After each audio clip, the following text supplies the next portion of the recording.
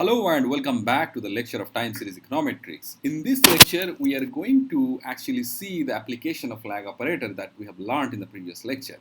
And we're going to use the concept of lag operator to convert a AR series into a MA series and a MA series into AR series. Now, let me first write down the mathematical property that we have understood from the previous lecture.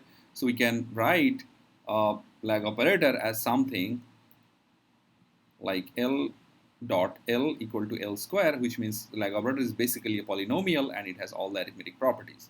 We can, using these properties, we can write something like L xt is xt minus 1,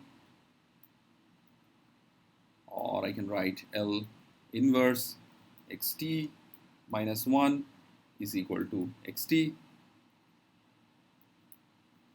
L power k xt plus k is equal to xt, and so on.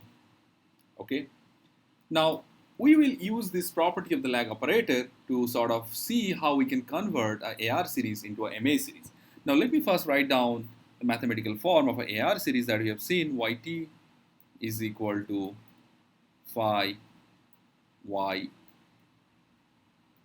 minus 1 plus epsilon t, where my epsilon t is basically IID with a normal distribution, mean 0, standard deviation sigma square. Now now I'll use lag operator here to represent yt minus 1 in terms of yt, and where I'll write yt plus epsilon t. Now I can take all the yt's on the left hand side, and I can write yt into 1 minus phi L is equal to epsilon t. Since my L has arithmetic properties, I can write this. Now further I can write yt is equal to epsilon t by 1 minus phi L. Now if you notice, I can actually get an infinite geometric series from here. So which means epsilon t 1 minus phi L power minus 1, right? Now I can actually expand it, and let me just do that. And if I expand it, let me write it from here, I can write it as epsilon t 1 plus phi L plus phi L whole square plus phi L whole cube plus so on and so forth, and I close the bracket, which means I can actually further expand. Now I can use the lag operator now, which we have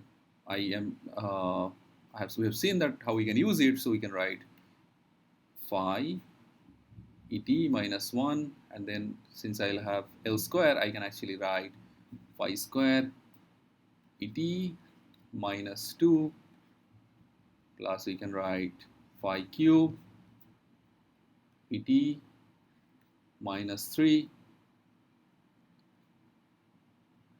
and so on. Okay. Now which series is this? Now if you remember, now let me actually write down our MA series, okay, where I'll use a different color. So our MA series was something like this: yt equal to et plus theta et minus 1, right? Now that was my MA1 series. Now let me use another color. So this is my MA1 series.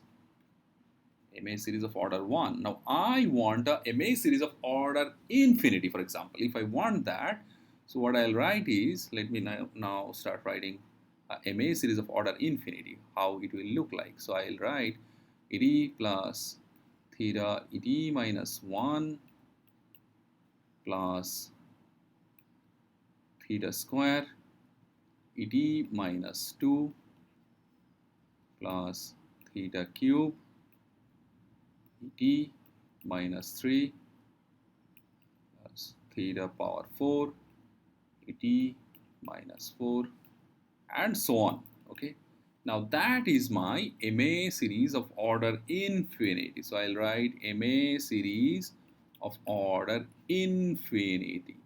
Now my MA series of order infinity and what we have seen before, let me write down this equation 1. Now do we see there basically the same thing? So which is, this is my, basically this equation is nothing but for a AR1 model. So this is for a AR1 model. Now a AR1 model, you see, by expanding using lag operator, we can express the AR1 model is nothing but a MA series of order infinity. So I can write a AR1 model can be expressed as a MA series of order infinity. Okay, so that's the interesting part. And in the next lecture, we are going to see how we can express a MA series in terms of a AR series.